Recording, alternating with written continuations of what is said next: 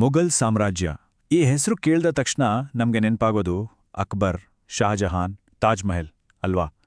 ಆದರೆ ಈ ಬೃಹತ್ ಸಾಮ್ರಾಜ್ಯದ ಅಡಿಪಾಯ ಹಾಕಿದ್ದು, ಆಮೇಲೆ ಅದನ್ನು ಪೂರ್ತಿಯಾಗಿ ಕಳ್ಕೊಂಡು ಮತ್ತೆ ಮರಳಿ ಪಡೆದ್ದು ಅದರ ಮೊದಲ ಇಬ್ರು ಆಡಳಿತಗಾರರು, ಬಾಬರ್ ಮತ್ತು ಹುಮಾಯೂನ್. ಅವರ ಕಥೆಯೇ ನಿಜಕ್ಕೂ ಒಂದು ಸಿನಿಮಾದ ಹಾಗೆ ಇದೆ. ಒಂದು ಸಾಮ್ರಾಜ್ಯದ ಉದಯ, ಪತನ ಮತ್ತೆ ಪುನರುತ್ಥಾನದ ರೋಚಕ ಕತೆ. ಒಂದು ಪ್ರಶ್ನೆ ಕೇಳೋಣ.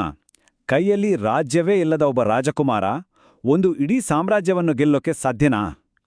ಕೇಳೋಕೆ ಅಸಾಧ್ಯ ಅನ್ಸುತ್ತೆ ಅಲ್ವಾ? ಆದರೆ ಇತಿಹಾಸದಲ್ಲಿ ಇದು ನಡೆದಿದೆ. ಇದೇ ಪ್ರಶ್ನೆದ ಬಾಬರ್ ಕಥೆಯನ್ನು ಇಷ್ಟು ರೋಚಕವಾಗಿಸೋದು. ಬನ್ನಿ ಈ ಅದ್ಭುತ ಪಯಣವನ್ನ ನೋಡೋಣ. ಸರಿ, ನಮ್ಮ ಕಥೆಯ ನಾಯಕನನ್ನ ಪರಿಚಯ ಮಾಡ್ಕೊಳ್ಳೋಣ. ಹೆಸರು ಝಹೀರುದ್ದೀನ್ ಮೊಹಮ್ಮದ್ ಬಾಬರ್. ಈತನ ವಂಶ ಅಂತೂ ಸಾಮಾನ್ಯದ್ದಲ್ಲ. ಆದರೆ ಅಂಥ ದೊಡ್ಡ ಪರಂಪರೆ ಇದ್ರೂ ಅವನ ಭವಿಷ್ಯ ಮಾತ್ರ ಸಂಪೂರ್ಣವಾಗಿ ಅನಿಶ್ಚಿತವಾಗಿತ್ತು. ರಾಜ್ಯವಿಲ್ಲದ ರಾಜಕುಮಾರ ಈತ. ಬಾಬರ್ ವಂಶವನ್ನ ನೋಡಿದ್ರೆ ಯಾರಿಗಾದರೂ ಆಶ್ಚರ್ಯ ಆಗುತ್ತೆ. ಯಾಕಂದ್ರೆ ತಂದೆಯ ಕಡೆಯಿಂದ ಜಗತ್ತನ್ನೇ ನಡುಗಿಸಿದ್ದ ತೈಮೂರ್, ತಾಯಿಯ ಕಡೆಯಿಂದ ಗೆಂಗಿಸ್ ಖಾನ್, ಇಬ್ರೂ ಮಹಾನ್ ಯೋಧರ ರಕ್ತ ಅವನಲ್ಲಿ ಹರಿತಿತ್ತು. ಆದರೆ ಈ ದೊಡ್ಡ ಪರಂಪರೆಯೇ ಅವನಿಗೆ ಒಂದು ರೀತಿ ಎರಡು ಅಲಗಿನ ಕತ್ತಿ ಥರ ಆಗಿತ್ತು. ತನ್ನ ಪುಟ್ಟ ರಾಜ್ಯ ಫರ್ಗಾನವನ್ನು ಕಳೆದುಕೊಂಡು ಅಕ್ಷರಶಃ ಅಲೆಮಾರಿಯ ಹಾಗೆ ನಿರಾಶ್ರಿತ ರಾಜಕುಮಾರನಾಗಿ ತಿರುಗಾಡ್ತಿದ್ದ. ಹೀಗೆ ಅಲೆಮಾರಿಯಾಗಿದ್ದ ಬಾಬರ್ನ ಅದೃಷ್ಟ ಇದ್ದಕ್ಕಿದ್ದಂತೆ ಬದಲಾಗುತ್ತೆ. ಹೇಗೆ ಅಂತೀರಾ? ಭಾರತದಲ್ಲಿ. ಇಲ್ಲಿ ದೆಹಲಿ ಸುಲ್ತಾನ್ ಇಬ್ರಾಹಿಂ ಲೋದಿಯ ಆಡಳಿತದಿಂದ ಬೇಸತ್ತಿದ್ದ ದೌಲತ್ ಖಾನ್ ಲೋದಿ ಮತ್ತು ರಾಣಾ ಸಂಗಾನಂತಹ ಪ್ರಮುಖ ನಾಯಕರು ಬಾಬರನನ್ನ ಭಾರತಕ್ಕೆ ಆಹ್ವಾನಿಸ್ತಾರೆ. ಅವರ ಉದ್ದೇಶ ಇಬ್ರಾಹಿಂ ಲೋದಿಯನ್ನ ಅಧಿಕಾರದಿಂದ ಇಳಿಸೋದು. ಬಾಬರ್ಗೆ ಇದೊಂದು ಸುವರ್ಣಾವಕಾಶವಾಗಿ ಕಾಣಿಸ್ತು. ಸರಿ, ಆಹ್ವಾನ ಸಿಕ್ಕಾಯ್ತು. ಈಗ ಶುರುವಾಗುತ್ತೆ ಬಾಬರ್ ಜೀವನದ ಅತ್ಯಂತ ನಿರ್ಣಾಯಕ ಘಟ್ಟ. ಅದೇ ಹಿಂದೂಸ್ತಾನದ ಮೇಲಿನ ಅವನ ವಿಜಯ ಯಾತ್ರೆ. 1526 ಮೊದಲ ಪಾಣಿಪತ್ ಕದನ. ಇದನ್ನ ಡೇವಿಡ್ ಮತ್ತು ಗೋಲಿಯಾತ್ ಹೋರಾಟಕ್ಕೆ ಹೋಲಿಸಬಹುದು. ಒಂದು ಕಡೆ ಬಾಬರ್ನ ಸಣ್ಣ ಆದರೆ ಶಿಸ್ತುಬದ್ಧ ಸೈನ್ಯ. ಅವರು ಬಳಿ ಇದ್ದಿದ್ದು ಆ ಕಾಲಕ್ಕೆ ಅತ್ಯಾಧುನಿಕವಾದ ಫಿರಂಗಿಗರು.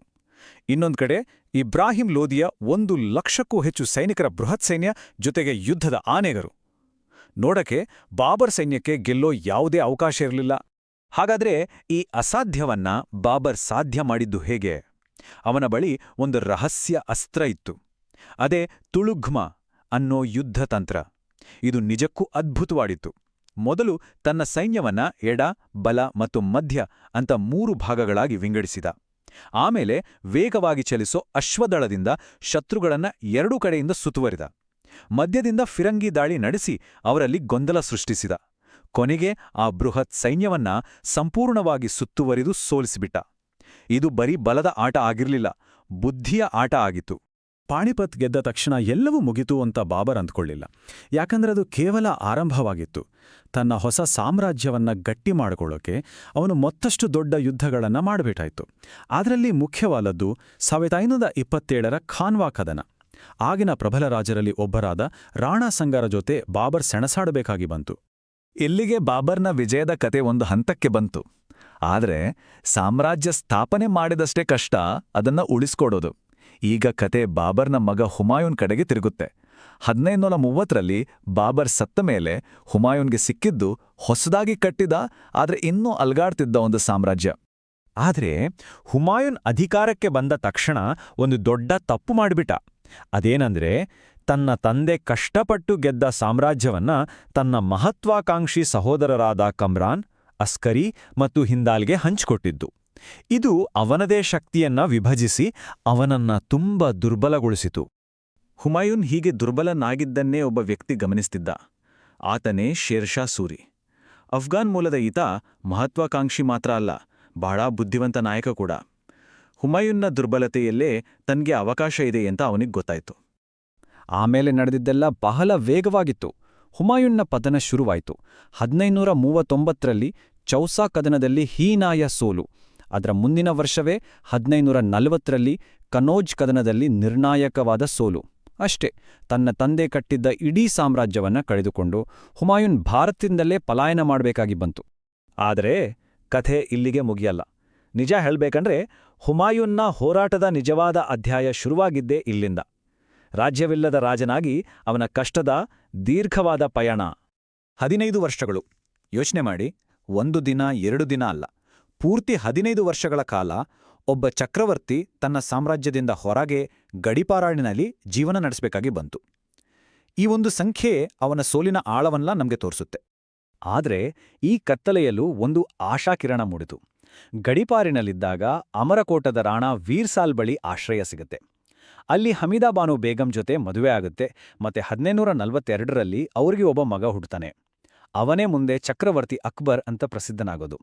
ಆ ಮಗುವಿನ ಜನನ ಹುಮಾಯೂನ್ಗೆ ಹೊಸ ಚೈತನ್ಯ, ತನ್ನ ಸಿಂಹಾಸನವನ್ನ ಮರಳಿ ಪಡೆಯಲೇಬೇಕು ಅನ್ನೋ ಹೊಸ ಉದ್ದೇಶವನ್ನ ಕೊಡ್ತು.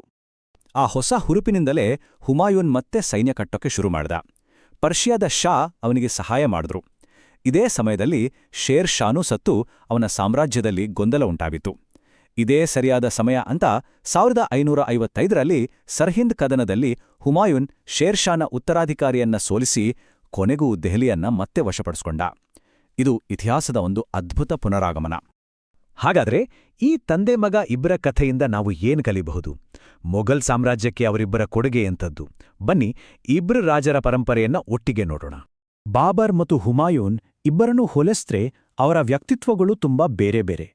ಬಾಬರ್ ಹಿಂದೂಸ್ತಾನವನ್ನ ಗೆದ್ದು ಸಾಮ್ರಾಜ್ಯ ಸ್ಥಾಪಿಸಿದ ಒಬ್ಬ ಅದ್ಭುತ ಸೇನಾತಂತ್ರಜ್ಞ. ಆದರೆ ಹುಮಾಯೂನ್ 15 ವರ್ಷ ಗಡಿಪಾರಿನಲ್ಲಿದ್ದು ಎಲ್ಲವನ್ನೂ ಕಳೆದುಕೊಂಡರೂ ಛಲಬಿಡದೆ ಸಾಮ್ರಾಜ್ಯವನ್ನ ಮರಳಿ ಪಡೆದ ಪುನಃಸ್ಥಾಪಕ. ಬಾಬರ್ನ ದೊಡ್ಡ ಸವಾಲು ಒಂದು ಹೊಸ ಸಾಮ್ರಾಜ್ಯವನ್ನ ಭದ್ರಪಡಿಸುವುದಾಗಿದ್ರೆ, ಹುಮಾಯೂನ್ಗೆ ಅವನ ಸ್ವಂತ ಸಹೋದರರು ಮತ್ತು ಶೇರ್ ಶಾ ಸೂರಿಯೇ ದೊಡ್ಡ ಸವಾಲಾಗಿದ್ರು. ಒಬ್ಬರು ಸಾಮ್ರಾಜ್ಯದ ಸ್ಥಾಪಕರಾದ್ರೆ ಇನ್ನೊಬ್ಬರು ಅದನ್ನ ಕುಸಿದು ಹೋಗೋದಂತೆ ಕಾಪಾಡಿದ್ರು. ಆದ್ರೆ ನೋಡಿ, ವಿಧಿಯಾಟ ಎಷ್ಟೊಂದು ವಿಚಿತ್ರ. ಇಷ್ಟೆಲ್ಲ ಕಷ್ಟಪಟ್ಟು ಸಾಮ್ರಾಜ್ಯವನ್ನ ಮರಳಿ ಪಡೆದ ಕೇವಲ ಒಂದೇ ಒಂದು ವರ್ಷದಲ್ಲಿ, ಅಂದ್ರೆ 1556ರಲ್ಲಿ, ಹುಮಾಯೂನ್ ತನ್ನದೇ ಗ್ರಂಥಾಲಯದ ಮೆಟ್ಟಿಲುಗಳಿಂದ ಆಯತ್ತಪ್ಪಿ ಬಿದ್ದು ಸತ್ತೋದ. ಜೀವನ ಮತ್ತು ಅಧಿಕಾರ ಎಷ್ಟು ಅನಿಶ್ಚಿತ ಅನ್ನೋದಕ್ಕೆ ಇದೊಂದು ಉದಾಹರಣೆ. ಈ ದುರಂತ ಸಾವು ಅವನ ಮಗ ಅಕ್ಬರ್ಗೆ ದಾರಿ ಮಾಡಿಕೊಡ್ತು. ಹಾಗಾದ್ರೆ ಕೊನೆಯದಾಗಿ ಒಂದು ಪ್ರಶ್ನೆ ಉಳಿಯುತ್ತೆ. ಮೊಘಲ್ ರಾಜವಂಶವನ್ನ ನಿಜವಾಗಿಯೂ ಗಟ್ಟಿ ಮಾಡಿದ್ದು ಯಾರು? ಬಾಬರ್ನ ದಿಗ್ವಿಜಯನ ಅಥವಾ ಹುಮಾಯೂನ್ನ ಅದಮ್ಯ ಪರಿಶ್ರಮನ? ಒಬ್ರು ಸಾಮ್ರಾಜ್ಯವನ್ನ ಗೆದ್ರು, ಇನ್ನೊಬ್ರು ಅದನ್ನ ಸಂಪೂರ್ಣವಾಗಿ ಕಳೆದು ಹೋಗದಂತೆ ಉಳಿಸಿದ್ರು. ಇವರಿಬ್ಬರಲ್ಲಿ ಯಾರ ಕೊಡುಗೆ ಹೆಚ್ಚು ಮಹತ್ವದ್ದು? ಈ ಪ್ರಶ್ನೆ ನಿಜಕ್ಕೂ ಯೋಚನೆ ಮಾಡುವಂಥದ್ದು.